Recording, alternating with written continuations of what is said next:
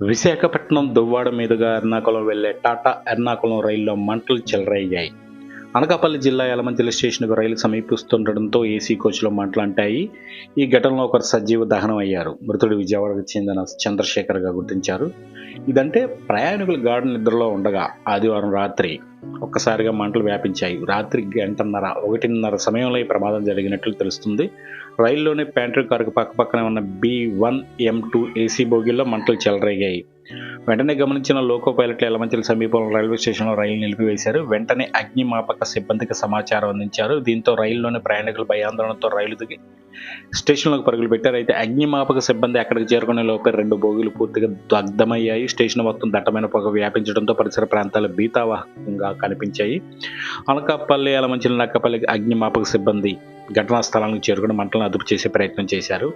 ఈ నేపథ్యంలోనే విశాఖ విజయవాడ మధ్య రైళ్లన్నీ రద్దయ్యాయి.